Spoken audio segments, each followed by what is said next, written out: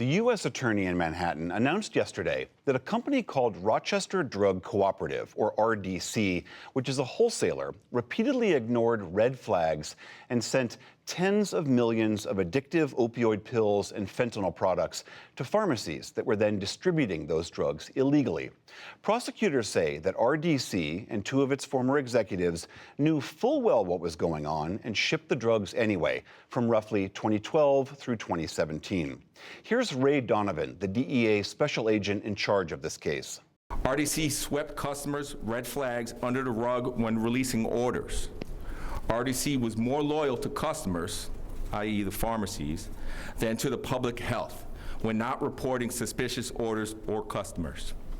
In fact, one employee compared some of their customers' requests for extremely large orders of controlled substances as sticks of dynamite waiting for the DEA to light the fuse. Lenny Bernstein has covered the opioid crisis and what led to it for the Washington Post. He was also part of a Peabody Award-winning investigation into how the DEA had been stymied by the drug industry in its attempt to address this crisis. He joins me from the Post newsroom now.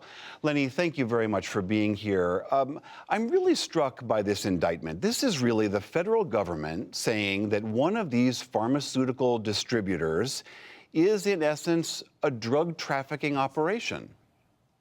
Absolutely. That's what they're saying. They're saying they conspired to sell drugs for other than medical purposes, to sell them illegally, and that they were acting sort of like a small drug cartel.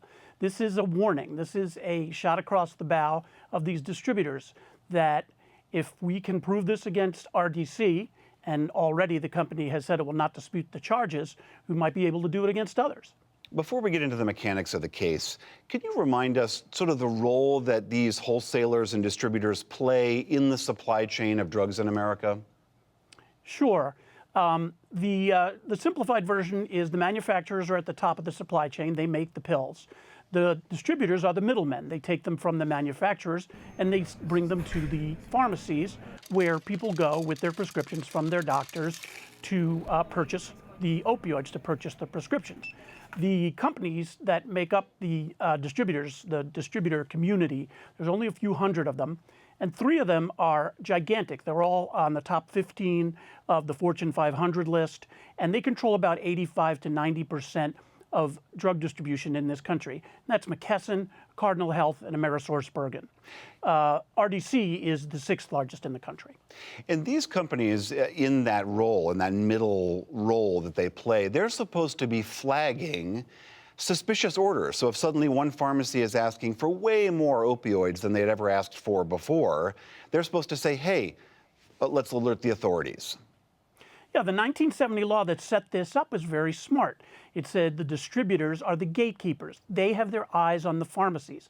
They can see, like you said, when someone is ordering 10,000 pills one month and 50,000 pills the next, that is a red flag. They can see when they look at their records that 60% of the people who come into a particular pharmacy are buying with cash, or that people are coming from out of state and traveling to a pharmacy, say in West Virginia, and buying millions collectively, millions of pills, and taking them back to their homes. So it's a good system when it works. And so RDC is accused, and I know they've admitted to some of this, that they simply ignored these obvious red flags.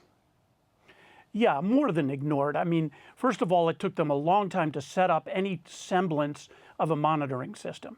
Then, when some of these red flags came in, they either turned their head or the allegation is that their CEO said, look, forget it. It's not important. This is a big account.